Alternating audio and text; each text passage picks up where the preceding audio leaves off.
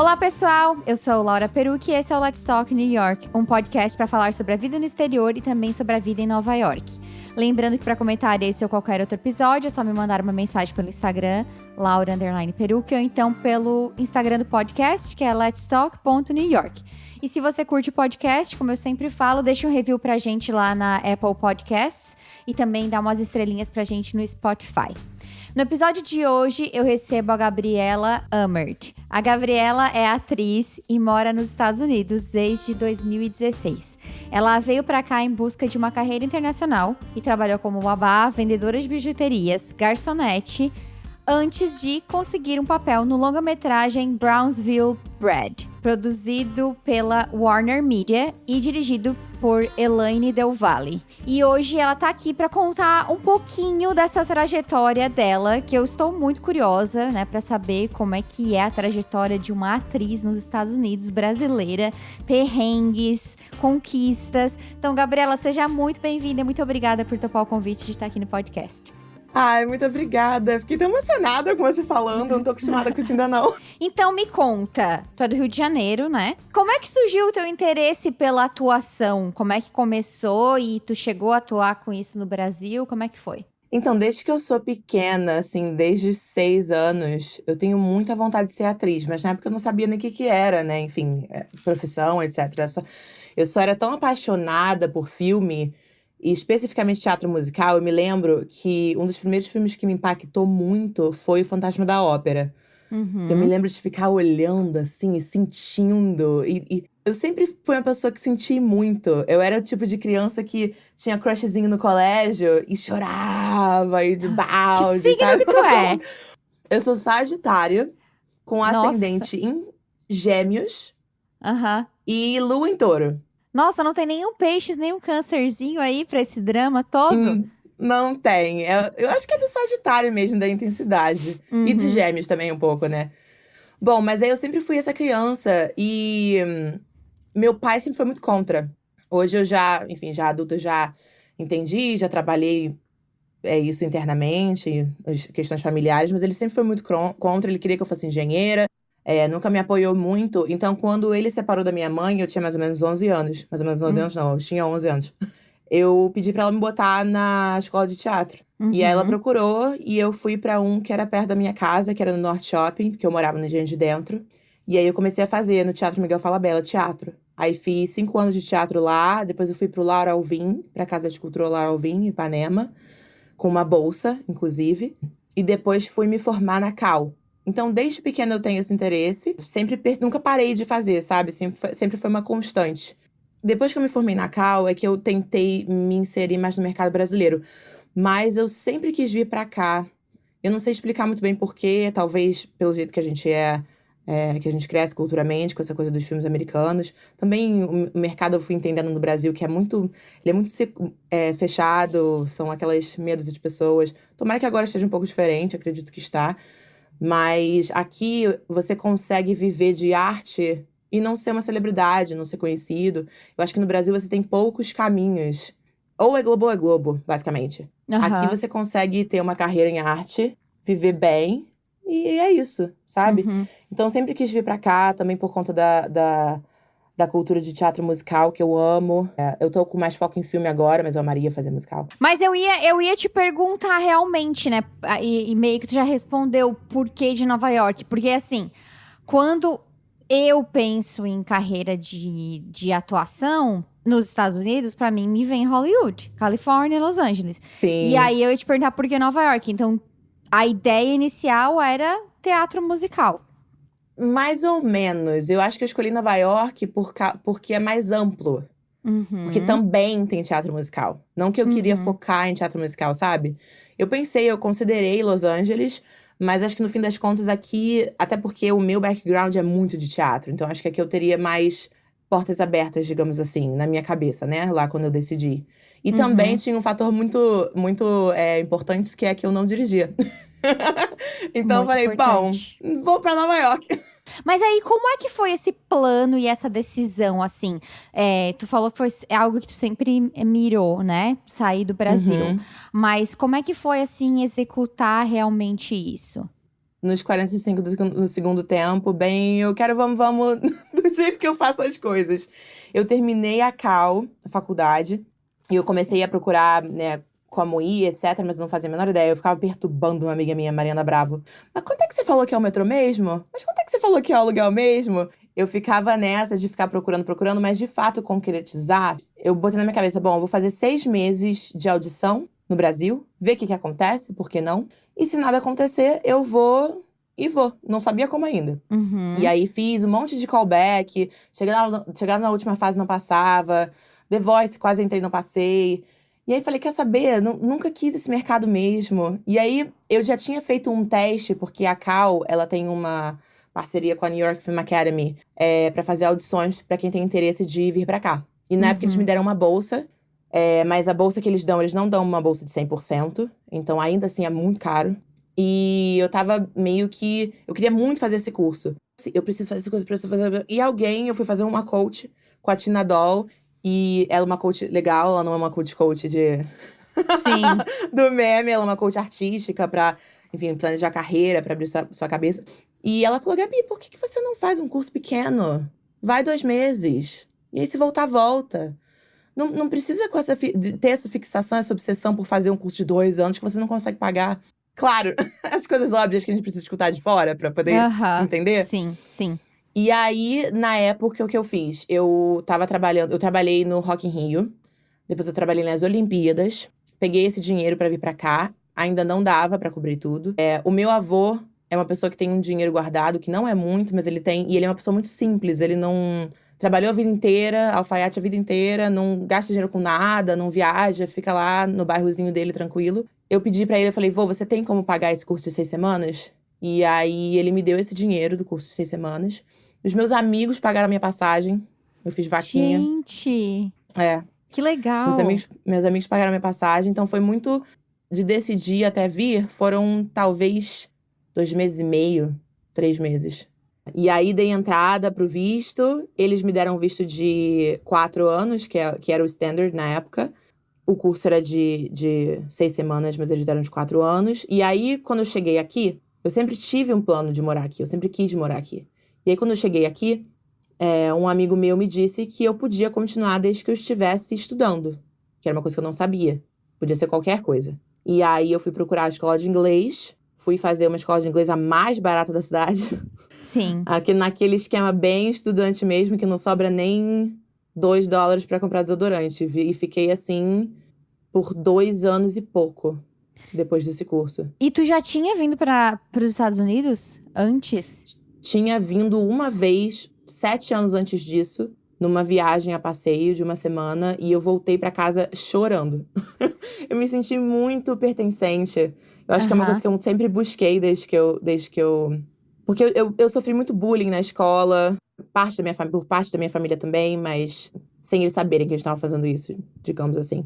Então, eu sempre busquei essa sensação de pertencimento, sabe? E o teatro me deu isso. Sim. No início era um escape, de uma certa forma. Porque era viver uma outra realidade, viver outros personagens. Depois virou um pouco da minha terapia e assim… E virou, enfim, parte de mim. Mas aí, quando eu cheguei aqui e me vi nesse lugar onde as pessoas estão cantando no metrô, onde tem gente de tudo que é lugar do mundo, eu falei, meu Deus, é o meu lugar. E aí, eu não sei, sempre me senti pertencente desde então. Deixa eu te perguntar, como que… Tipo assim, qual foi… Bem aquele meme expectativa-realidade, sabe? Aham. O início de tudo, deu tudo errado ou deu tudo certo. O que a Gabriela pensava quando ela chegou aqui? Eu falo pra todo mundo, se eu soubesse, o pessoal assim, ai, você é muito corajosa. E eu falava, gente, coragem. Você não precisa de coragem quando você não sabe o que você vai enfrentar. Você só vai, você não tá nem sabendo o que tá acontecendo. Você vai. Nossa, que frase verdade, cara. Adorei isso. Foi exatamente isso, porque eu não sabia que eu ia sofrer tanto. Eu não sabia que eu ia me sentir tão sozinha, eu não sabia que o choque cultural ia me afetar tanto. Eu não sabia que eu ia me perder de quem eu sou, porque o que aconteceu foi… Eu achava que eu era uma pessoa, que eu tinha certas qualidades, etc. E aí eu cheguei aqui e tudo que eu achava que eu era, virou o que o brasileiro é. Perdi um pouco da minha própria identidade. Então, assim, de falar com todo mundo, sabe? De ser expressiva. certas coisas que são comuns a nós todos, que quando a gente tá no Brasil, a gente não pensa, né? Ah, isso é da nossa cultura. Porque a gente não tem acesso a outras culturas. Quando a gente tem acesso a outras culturas, a gente vê, olha, isso é da nossa cultura. Então, eu acho que eu perdi um pouco, foi um confuso pra mim, me entender como brasileira e depois me entender como Gabriela. Porque eu não sei explicar muito bem, não sei se é papo de maluco muito, mas Não. eu sentia que certas qualidades que eram minhas, da minha personalidade, viraram qualidades da minha cultura e não de mim mesma. Essa coisa da sua Entendi. própria identidade, sabe? Não sei Uhum. se eu sei explicar melhor que isso. Mas foi uma coisa que eu senti muito. E eu tive que me entender como latina brasileira e como eu também. Foi toda uma complicação dentro da minha cabeça. Sim, sim. É porque a gente Mas passa a ter outras identidades que no Brasil a gente nem pensa, né? quando que você tá crescendo e vai se entender como latina? Você não fala pras pessoas, eu sou latina, quando você tá no Brasil. Quando É. você tá crescendo. É porque todo mundo é latino, sabe? É. Aqui vira uma coisa, você é latina. Mas, em questões de práticas, de expectativa e realidade, quando eu pousei aqui, que eu cheguei no meu Airbnb, gente, isso é uma coisa básica, coisa básica. Cheguei e percebi que não trouxe adaptador. Minhas baterias todas acabando, celular, de computador, de tudo. Comecei a chorar. Não dava pra chamar minha mãe. Mãe, cadê o adaptador? Fiquei lá no Sunset Park, que num pedaço do bairro que não tem nem inglês escrito. Ah, eu sei. É só chinês escrito. Você só vê, é um bairro, né, majoritariamente asiático. Então eu saí e falei, gente, como é que eu vou achar um carregador? Só que não foi tão difícil. Mas eu fiquei na minha cabeça, eu entrei em pânico, assim. Sim, sim, sim, sim. É o desconhecido, né? Mas aí, em relação aos teus planos de carreira, né, com o lance de Sim, atuação, tu veio fazer esse curso de 2 meses. quase 2 meses. E aí, tipo assim, qual era a expectativa ou planejamento pós-curso? Então, eu tive que dar pause, né? Porque eu não sabia muito bem o caminho que eu tinha que percorrer. Eu não sabia, não conhecia a indústria aqui, eu não sabia de nada disso. E como eu tava de estudante, essa é uma área que é muito restrita em trabalho, etc. Você precisa ter tudo certinho. Eu só fazia figuração de graça e coisas que me chamavam, assim. Eu tinha amigos que faziam faculdade de cinema. Eles, Gabi, a gente precisa gravar um teste de lente. E aí eu ia, fazia. Mas eu fiquei bons 2 anos e meio, assim, sem fazer nada e sem saber muito bem pra onde que eu ia, sem muita perspectiva. Eu só tava indo, assim. Foi uma coisa que eu ouvi de uma pessoa que tá aqui há anos, quando eu tava num desespero, assim, de não saber o que fazer, de, meu Deus, eu vou ter que voltar, nada tá acontecendo. Ele falou pra mim, Gabi, vai ficando. Óbvio, legalmente, da maneira que dá, que uma hora vai acontecer. Aí ele falou, eu percebo que as pessoas que dão certo aqui são pessoas que vão persistindo. Vão persistindo, vão ficando, vão ficando, vão ficando, e uma hora acontece. E aí eu fiquei com aquilo na cabeça, e fui ficando da maneira que dava, junto com a minha ansiedade. Engraçado, foi o primeiro momento que eu colhi frutos profissionalmente. Foi por conta da minha ansiedade. Eu tava numa fase muito, muito, muito pesada, assim. Eu tava cuidando de uma criança, eu era babá. E eu tava cuidando de uma criança que a gente descobriu que tinha leucemia. 2 anos e meio, eu continuei cuidando dele. Foi uma fase muito, muito difícil.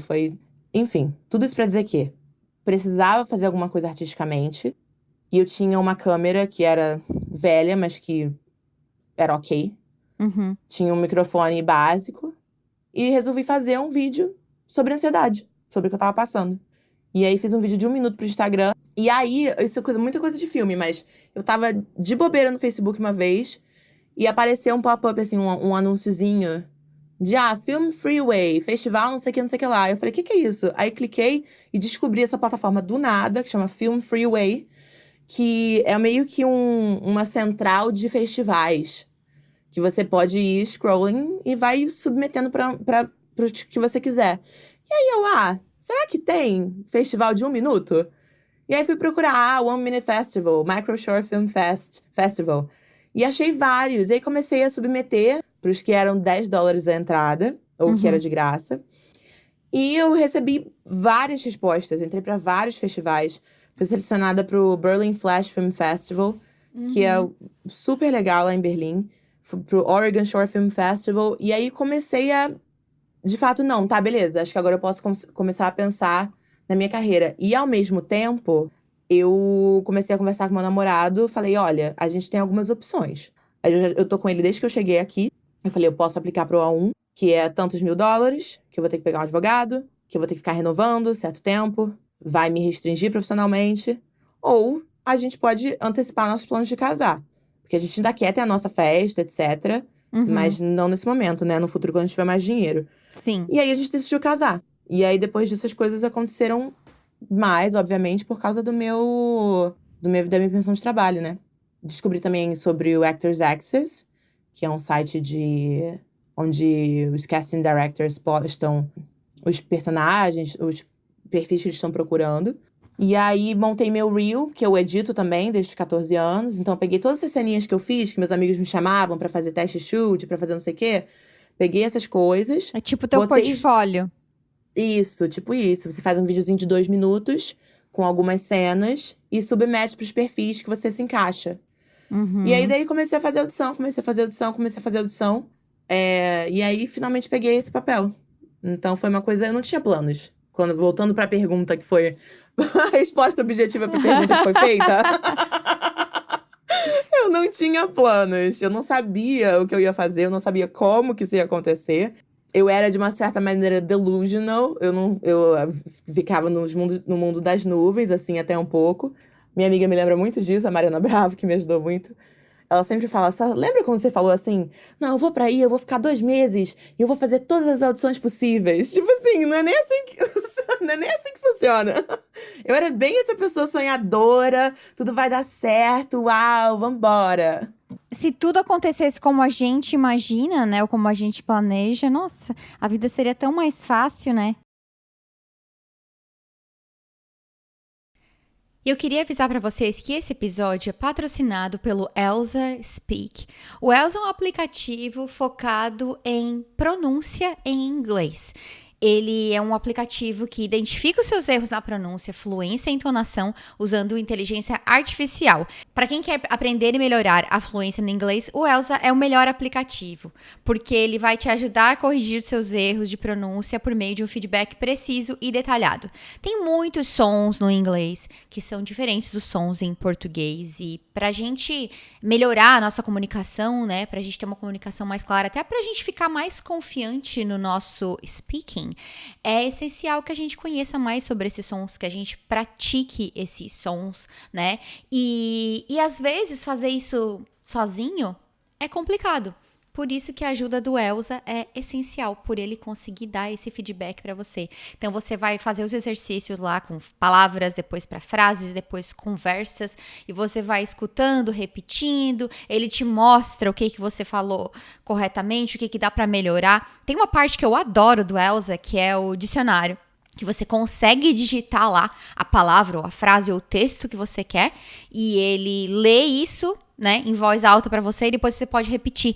Então vamos dizer que você esteja querendo praticar algum texto específico, alguma fala, alguma frase, até mesmo, por exemplo, vamos dizer, para se preparar para uma entrevista de emprego para quem mora fora. Dá para treinar, porque você coloca esses textos específicos, além dos exercícios que o Elsa já oferece. Então, ele é um aplicativo super completo. Eu adoro. O bom é que você pode usar a hora que quiser, vai fazendo seus horários. Então, tem 7 dias grátis para vocês testarem. E usando o link do podcast ou acessando lauraperuc.com/Elsa, vocês ganham até 85% de desconto na contratação de um dos planos. E honestamente, eu acho que o Elsa oferece um excelente custo-benefício para aquilo que ele oferece. É um aplicativo muito, muito, muito completo, tem muitas aulas, muito material. Olha, dá para mergulhar de cabeça nesse mundo da pronúncia em inglês. Então, não deixe de testar e usar o link do podcast. Deixa eu te perguntar uma coisa. Na verdade, em qualquer área, né? Sei lá, tu vai trabalhar como executiva, tu vai trabalhar como engenheiro de software ou como advogado e tal. A gente sabe, né? Para trabalhar aqui, tu tem que ter o inglês.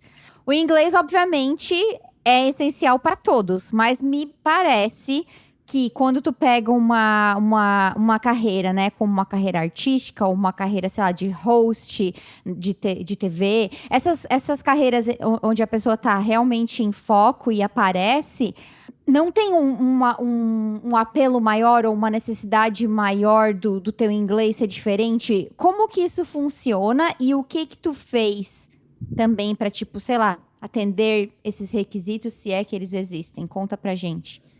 Eu sempre tive facilidade com sons. Eu também sou cantora. Então, eu sempre tive facilidade de imitar sons, em neutralizar meu sotaque. Essa coisa de ficar assistindo o Fantasma da Ópera, eu botava a legendinha, né? Anotava no papelzinho e ficava decorando como eles falavam e lendo. Decorava, lendo, decorava e lendo. Também estudei inglês no Brasil, mas eu achava que eu era muito fluente quando eu vim pra cá. Maravilhosa, linda, super fluente. Aí perdi a metade das aulas. Porque não entendia. Foi muito perguntar, assim. Eu tive sorte de conhecer meu namorado cedo e de também. Uma das minhas melhores amigas aqui é americana. Então eu sempre perguntava. Eles falavam alguma coisa, eu falava, mas o que é isso? Como é que escreve isso? Ah, não entendi. Eu sempre perguntava muito o que as coisas significavam, etc. Eu também sempre tive essa ideia na minha cabeça de que eu precisava neutralizar o meu sotaque pra ser atriz aqui. Eu precisava muito. Então, essa própria cobrança interna fez com que eu tentasse mais, sabe? Neutralizar um pouco o meu sotaque. Mas eu acho que a indústria em si tá muito mais flexível com sotaques e até com o movimento latino tomando força, eles estão muito mais receptivos a sotaques. Não é uma coisa que eu quero ficar estigmatizada. Pois é, porque a gente vê muito isso, né? Tipo assim, ator latino pega Sim. papel latino. Sempre mesma coisa, sei lá, acontece, acho, também com asiático um pouco, Sim. né? E isso é uma coisa que eu sempre quis me desassociar de. Porque eu sempre gostei de atuação justamente pra não ser eu. Sim. Eu não acho que eu vou ser e não quero ser. E tomara que eu faça escolhas inteligentes o suficientes. E tomara que cheguem oportunidades suficientes pra eu poder escolher o que eu vou fazer. Pra não ter uma carreira que é só isso, sabe? Porque eu quero muito fazer outras coisas e viver outras pessoas. E não ficar só no quem eu sou. Então é uma coisa que eu tento muito neutralizar. Eu acho que eu tenho uma cara que pode ser de vários países. Então eu queria tentar usar isso a meu favor, sabe? Ser um coringa, uma pessoa coringa. Trabalhar em sotaques americanos, por exemplo, pra ser de outros estados. Mas é só um desejo, né? Eu não sei. No momento, o que chegar, se for um projeto legal, eu tô pegando. Porque eu não tô nadando em projetos, sabe? Mas eu espero chegar num momento que eu consiga escolher e falar, não, agora eu fiz isso, agora eu quero fazer aquilo ali. Agora eu quero fazer. E poder diversificar dessa maneira. E o teu pensamento em relação a essa questão do inglês sempre foi assim, muito mais pro positivo do que pro negativo? Porque o brasileiro, em geral, tem muita mania de se diminuir e de demonizar o sotaque. E eu entendo que para certas carreiras isso seja mais ou menos importante, né? Como que tu lidou com isso? Não foi sempre positivo? Não foi sempre positivo, não. Eu ficava muito chateada quando eu falava uma coisa com sotaque forte. E aí repetiam e achavam engraçado, ou achavam fofo, alguma coisa. Eu ficava muito chateada com isso. Mas eu acho que foi só de vivência Ou então, mesmo quando que foi mudando. perguntam, ai, de onde que tu é? Ai, sim! Aham. Aham, As você fala, microaggressions, né? Quando me perguntam, eu falo, tá. Ai, tá bom. Aí vira o olho. Tipo, tá bom, já descobriram que eu não sou daqui. Já descobriram, ótimo. Tipo, é relevante? Tu não tá entendendo o que eu tô falando? Exato. Foi aí que tudo mudou pra mim. Quando eu entendi que, mano, a comunicação é você entender a mensagem. Entendeu? A mensagem é isso. Não importa o sotaque. O meu marido sempre fala errado, mas fala com confiança. Confiança, eu ia falar isso agora, eu ia falar isso tipo next. Que é muito mais importante você falar uma coisa com confiança, do que você sabe que você tá falando, do que você falar lindinho, sem sotaquezinho, tipo, lindinho quote unquote, né? Tô fazendo uma aspas aqui. Mas falar ali curadinho, tipo. Mas aí foi só de vivência, de experiência mesmo, entender que não, e que existem oportunidades. E que, principalmente em Nova York, que tem muitos sotaques… Gente, é de onde você é, a sua identidade faz parte de você, sabe? Então, se Sim. você realmente não tem uma questão que é como a minha, de querer neutralizar pra poder imprimir outras nacionalidades, porque até quando você fala de arte, é um pouco complicado, né? Não tem como eu interpretar um britânico com um sotaque latino. Então é um Sim. pouco diferente, é bem diferente, na verdade, no meu caso. Mas em termos de corporativo, essas coisas, nossa, nem é uma questão. Desde 2016 aqui, né? Tentando. É. E tu trabalhou como babá e garçonete e tudo mais. E tem muito esse estigma, né? De trabalhar com essas coisas. As pessoas te colocaram pra baixo? Tipo assim, nossa, olha a Gabriela, que boba. Que besteira indo atrás de carreira internacional. Tipo, alguém chegou a te falar, talvez não diretamente, mas Uhum. te botar pra baixo? Não foi certamente me botar pra baixo, Uhum. até porque eu sempre fui muito… Eu sou muito boa de cortar as pessoas De quando dar elas estão falando limites. certas Aham, coisas. aham, Muito. ótimo. Sempre fui assim com a minha família, sempre fui assim com todo mundo. Eu falo, não quero saber, não te perguntei nada, essa é a minha vida. Sabe? Eu Maravilhoso. nunca tive problema de fazer isso. O meu pai chegou a falar uma coisa parecida, mas não foi nesse sentido. Foi no sentido de… Eu entendo da frustração dele de ter uma filha longe, que foi perseguir uma carreira, que tava há 3 anos não fazendo essa carreira. Uhum. Então, ele chegou a perguntar: poxa, se você tá com babá, por que você não volta? Mas não foi num sentido de… E não foi menosprezando, sabe? Foi num lugar de pai com saudade. Eu entendo isso hoje. Mas tirando isso, não. Acho até porque aqui eu me cerco muito de… É engraçado, porque aqui eu me cerco muito, né, dos meus amigos imigrantes também, etc. Que tá todo mundo no mesmo barco. E no Brasil, tem uma coisa que é o pessoal acha que você ganhou na vida. Sim, E que sim, você é rico. Entendeu? sim. Se Que não mudou pra existe cá, nem. aê! Aham. Que não existe nenhum problema, que tu não pode reclamar. Mas É, pelo menos tu tá aí. É sempre assim. é. Pode ser verdade isso pra algumas pessoas, mas eu sei que pra maioria não é. Então, não teve muito de lá, não teve muito isso. Porque acho que as pessoas na cabeça delas, ai, Gabriela tá resolvida. Não sei. Conta um pouco do lance do filme, que tu já contou brevemente, mas tu pegou esse teu portfólio e começou a se candidatar. Tipo assim, basicamente como pegar um currículo e aplicar pra vaga de emprego. Tu pega o teu Isso. portfólio e aplica papéis, vamos dizer assim, em produções. É assim que funciona? Exato, exato.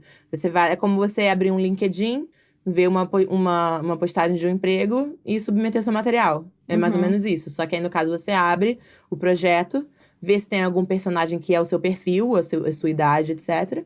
E aí submete, manda o seu vídeo. E aí, se eles gostarem de você, aí eles vão te pedir uma audição, uma self-tape. Uhum. Aí dessa self-tape que você faz, que agora a maioria das coisas é virtual, aí você grava seu próprio vídeo, manda pra eles e aí vai daí. E aí mandei esse em novembro ou dezembro, não me lembro exatamente, de 2020. E eu fui ouvir dele só em fevereiro, março. E aí mandei, demorei um tempo. Ai, não, minto. Eu mandei logo em seguida e aí fui ouvir a resposta em março. Mas a audição é o tipo de coisa que você tem que fazer e deixar pra lá. Porque imagina você ficar noiado com a resposta de 70 negócios que você faz. Então é basicamente que nem aplicar pra vaga de emprego É, no LinkedIn. Tipo, não é dá pra isso aí. ficar. Você manda, tá Nossa, mandando mesmo, gente, mas mandei pra daí 20. eu acredito que depois de um tempo fazendo isso, aí tu meio que aprende esse exercício de let it go, né? É, Porque a é. minha ansiedade aqui já fica, ai meu Deus, eu não vou saber lidar com isso, não. No início, por exemplo, como a gente grava sozinho, a self-tape, eu gravava 25 takes. Aí tinha até problema na hora de escolher, obviamente, né? Porque a pessoa vai gravar 25. Aí Sim, depois de um tempo você aprende. Você fala, ah, não, beleza, gravei quarto, tá bom, show, foi. Ou quinto. Sei lá. sim, Uma coisa muito mais controlada. Porque não é possível. Não tem o que você vai fazer no 25º take que vai ser tão diferente do quinto take que eles… Entende? sim, Você vai, entendo. você vai pensando nessas coisas e vai melhorando. Mas aí, Mas como eu é que sempre… foi o do filme? Foi o Ela primeiro me ligou. grande trabalho que tu conseguiu. Não, foi o primeiro trabalho, like, at all que eu consegui aqui, profissionalmente. Que não seja uma coisinha, tipo, sabe? Uma falinha aqui, um negocinho ali. E ela me ligou e falou: Ai, oi, Gabi, tudo bem? Aqui é a Elaine Del Valle. E aí eu, tipo, querendo berrar, querendo já. Oi, Elaine, tudo bem? Como é que você tá? Fingindo costume. Fingindo costume total. Me embolando um pouco nas palavras, mas fingindo costume. Queria saber como é que foi a sua preparação pra personagem. Queria dizer que a gente gostou muito do que você fez e você tá no nosso top 3. Quando ela falou isso, eu fiquei. Ok! Ela perguntou da minha availability, né? Ela perguntou se eu ia estar na cidade, na época que eles queriam filmar. Falei que tô, com certeza, minha prioridade, etc. Aí, depois desse telefonema, foi um pouco mais difícil de controlar. Será que ela vai ligar de novo? Porque tinha uma coisa concreta, sabe? Pra se apegar. E eu me lembro que eu achei o site e tinha só uma pessoa ou duas. Acho que eram uma ou duas pessoas já associadas ao personagem.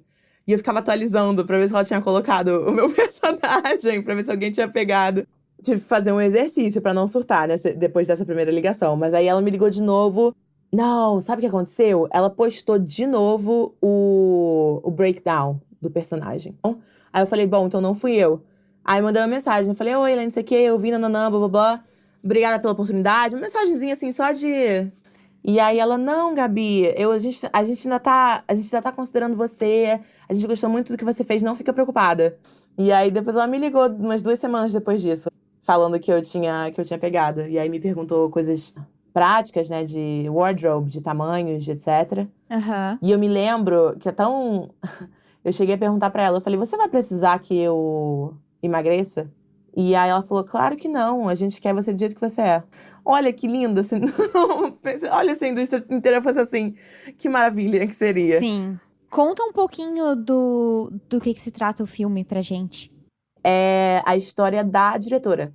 Ela escreveu uma peça off-Broadway, um one-woman show, né, era só ela contando a história inteira, que foi um super sucesso na época, mas já tem 10 anos isso. Depois disso, ela escreveu uma novel. Ela escreveu o romance do Coming of Age, como livro. E aí, agora, ganhou um grant da Warner Media.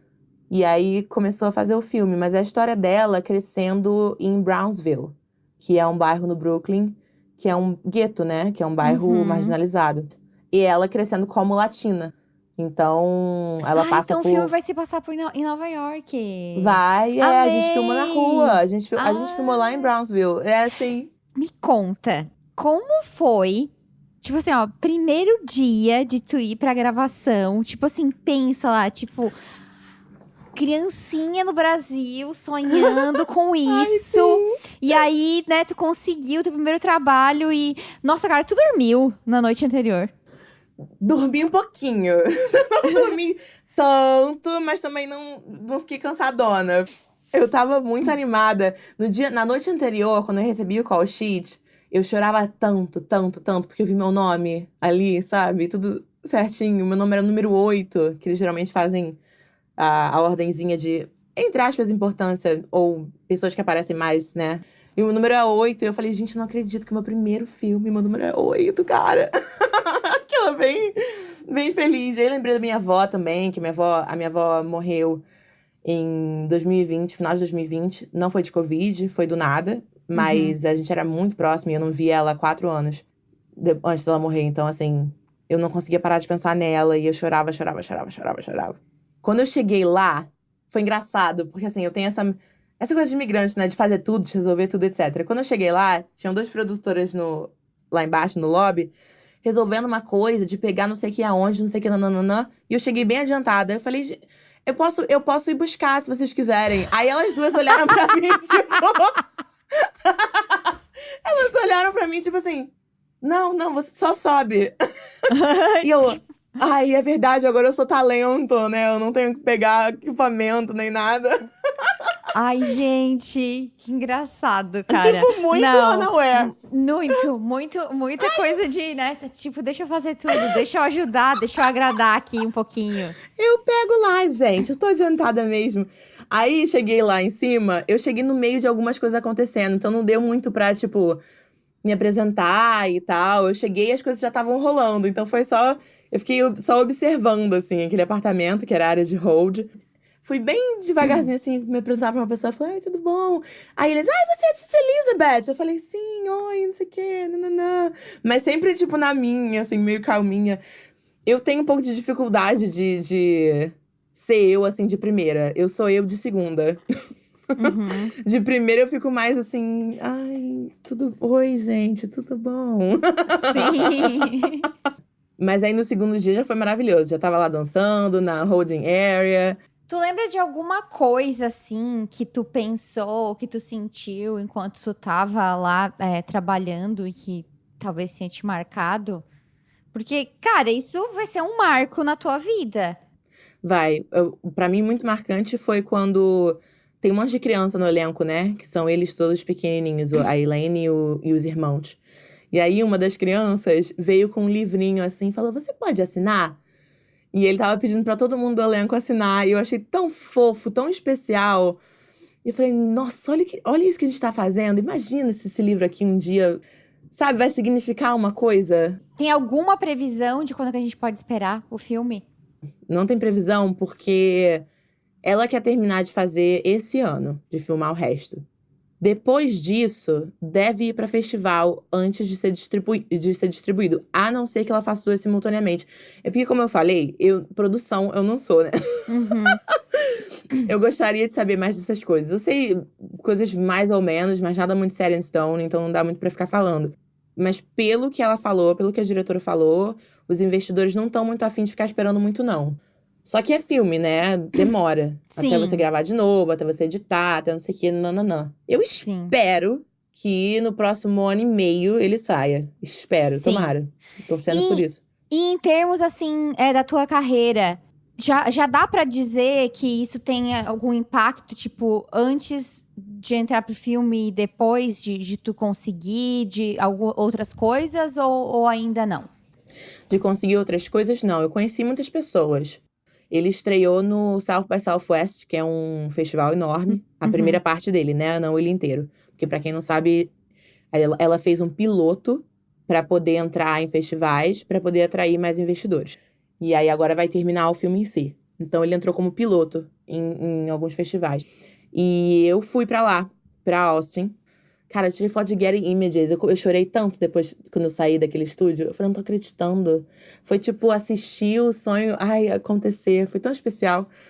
Mas em termos de oportunidades, ainda não. Eu ainda sigo fazendo as minhas próprias coisas, submetendo eu mesma. Uhum. Entro lá no Actors Access. Eu tô buscando um agente, né? Eu acredito que isso vai me ajudar bastante. Mas o meu próximo passo é conseguir um agente pra não ficar me preocupando em submeter eu mesma, né? Para as coisas chegarem até Sim. mim. Ó, Gabi, tem essa audição aqui, tem essa audição aqui. Se tu pudesse dar um conselho pra quem tá escutando, trabalha nessa área de atuação e como tu teve esse sonho um dia, também tem um sonho de ir pra fora. Qual é o conselho ou os conselhos que tu daria que talvez tu gostaria de ter escutado ou baseado no que tu já viveu até hoje, que tu tirou de lição? Nossa, eu acho que seja sempre você. Seja sempre fiel a você, a si mesmo. Sempre. Porque é muito fácil, como imigrante, a gente tentar se mudar, se moldar, tentar se encaixar de uma certa maneira, ou como as coisas devem ser. E é mó clichêzão falar isso, né? Que nossas individualidades são nossos superpoderes, mas é muito verdade. Até porque, quando não estamos sendo nós mesmos, a gente atrai pessoas que não são compatíveis com a gente também. Então, são relações que não são duradouras, são relações que… superficiais, são relações superficiais, são relações que se desfazem. E eu acho que é muito importante. Essa indústria é muito de relações. Porque, pensa, você tá no set 12 horas por dia. Você não quer estar com gente que você não gosta. É muito talento também, é muito trabalho, mas tem muita gente talentosa aqui. E tem muita gente que trabalha muito aqui. Então você tem que ser você. Sempre trabalhar no seu ofício, continuar fazendo curso, continuar se aperfeiçoando, porque isso também é bom para a sua própria saúde mental. Para Uhum. você estar em contato com o que você gosta. Eu tinha um lemazinho, assim, quando eu cheguei aqui, que era sempre fazer alguma coisa que me chegasse mais, que me levasse mais próximo de onde eu queria. Então, que seja aprender sobre um diretor ou um casting director, ou aprender sobre não sei o quê, ou pesquisar isso, ou ver aquilo. Alguma coisa relacionada que vai agregar para a minha indústria e para o que eu quero fazer. Porque é muito fácil, como imigrante, a gente se distanciar muito. Então, a gente tem que ficar se relembrando sempre. Eu espero que quando eu crescer nessa indústria, eu tenha mais conselhos relevantes. Mas no momento é isso. Ah, mas já foi muito relevante. E eu queria saber se teve em algum momento, durante todo esse tempo morando nos Estados Unidos e indo atrás desses sonhos, se teve algum momento que tu pensou assim, tipo assim, putz, o que eu tô fazendo aqui? Nunca ativamente. Eu acho que eu nunca estive no quase.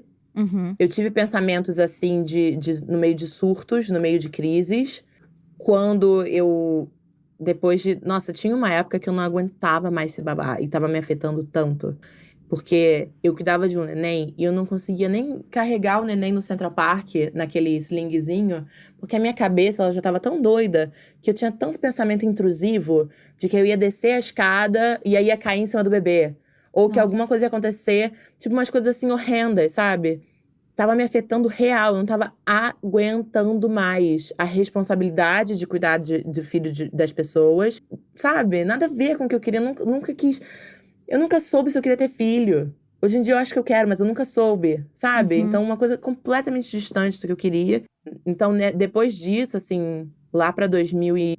Antes da pandemia um pouco, lá pra meados de 2019, eu acho, eu tive uma crise braba, assim, de procurar preço de passagem, mas não acho que eu ia comprar. Só de exaustão mesmo. Eu tive esse momento num período de exaustão, de necessidade artística que não estava sendo suprida. E também de ver todos os meus amigos começando a ter carreiras no Brasil e falar, nossa, eu larguei o meio do caminho, né? Mas eu ficava repetindo, vai valer a pena, vai valer a pena, vai valer a pena, vai valer a pena. Talvez eu não acreditasse muito em mim no mercado brasileiro. Eu acho que eu nunca tive muita confiança que o mercado brasileiro ia me aceitar. Mas me deu esse sentimentozinho de caramba, e se? No fundo, tu sempre acreditou em ti e no teu sonho. O pessoal falava pra mim quando eu era pequena. Tem um menino que falou assim pra mim. Nossa, mas eu também que criança atrevida, né? 9 anos de idade, eu vou ganhar o Oscar. Aí o menino virou pra mim e falou assim: eu vou ser a rainha da Inglaterra. E aí É. eu pensava assim: vamos ver então. Eu sempre gostei de desafio, eu acho. Eu sempre gostei de provar para as pessoas que elas estavam erradas. Então, É uma ótima maneira de continuar. porque assim, não, agora, o quê? Não, o quê? Vamos ver então. Não vou morar em Nova York, não? Vamos ver então. Eu falava isso também pros meus. Nossa, eu falava pra todo mundo. Também nunca fui uma pessoa de esconder muito bem, de não falar, ou de, enfim, reprimir os meus desejos e meus sonhos. Eu falava, não, eu quero morar em Nova York, eu vou morar em Nova York, eu vou não sei o quê, eu vou não sei o que lá. E deixa eu te perguntar uma coisa pra gente dar um fechamento. Porque tu me falou que quando tu chegou aqui, tu meio que não sabia mais quem tu era. Uhum. Porque o que tu era, na verdade, era a cultura. Quem é a Gabriela hoje?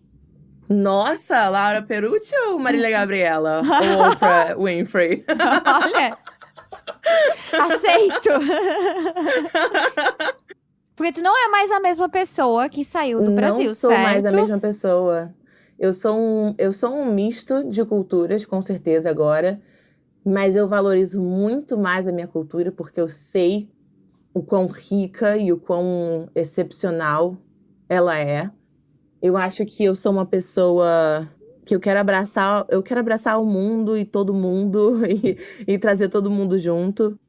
Eu acho que o meu maior sonho é poder trazer meus amigos indo e voltando, indo e voltando. Tu é uma pessoa muito generosa, então. Eu gosto de pensar que sim. Eu gosto dos meus amigos vencendo. Eu gosto de todo mundo vencendo. Tem espaço pra tanta gente. Uhum. Não é só um que vai conseguir X e o outro que vai conseguir Y. Tem espaço pra muita gente. E o mundo tá mudando muito. Então eu espero que mais portas se abram. Eu rio alto e eu vou seguir rindo alto. Mas eu também sei ter calma. Mas não importa, não existe. Eu sempre falo pras pessoas que não existe resposta errada. Porque é sempre a respeito da história das pessoas. Então, elas que sabem se tá certo ou se tá errado. Eu sempre tendo responder essa pergunta no automático com o que eu faço.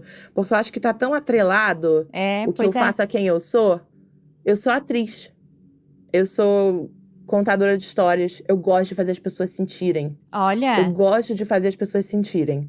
Eu gosto de tirar as pessoas do automático da vida, sabe? Uhum. É isso que eu quero fazer com a arte, é isso que eu quero… Tomara que aconteça, né? Que eu tenha espaço pra fazer minhas próprias coisas, dirigir, etc. Porque é uma coisa que eu quero fazer. Eu quero chacoalhar as pessoas e tirá-las do automático.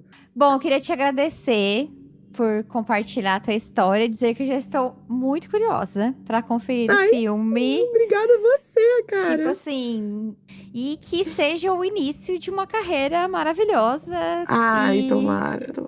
E é isso aí. Vou poder dizer um dia, eu já entrevistei ela pro meu podcast. Eu volto, tem problema não, entendeu? Você fala, Gabi, ganhou o Oscar, volta aqui que a gente conversar. Eu queria fazer um PS, tá? Nessa coisa do Oscar, que eu fiz piada 2 vezes. Não é o Oscar em si que eu quero. É o lugar onde eu tenho que estar pra ganhar o Oscar. Sabe? O Oscar é só um símbolo do lugar onde eu quero estar. Sim, não é sobre o prêmio, né? Não é sobre o prêmio, é sobre atingir pessoas, é sobre ser ouvida. É sobre falar sobre assuntos que eu acho importantes e ter gente prestando atenção. É sobre, por que não, salário. É o que significa, porque se tu ganhar um Oscar, é porque tu tá nesse lugar onde tu sonha estar. Eu vou deixar o Instagram da Gabi na descrição do podcast, pra vocês irem lá, seguirem ela, falarem que vocês escutaram um podcast e ficarem de olho pra saber quando o filme sair, pra todo mundo ir prestigiar. Então é isso, muito, muito, muito obrigada pela tua participação. Obrigada a você, adorei, nossa, que emoção. Que seja o início de muitas, muitas entrevistas, muito sucesso. Mandem mensagens pra mim, mandem mensagens pra Gabi e a gente se fala no próximo episódio. Tchau, tchau! Beijo!